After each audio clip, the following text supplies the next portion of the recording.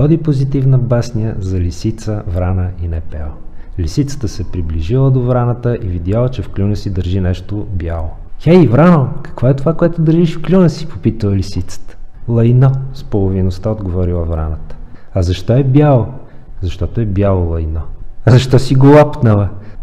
Не съм го лапнала, и седи в устата по един международен проект за лапане на лайна с неправителствено финансиране за Северното полукълбо.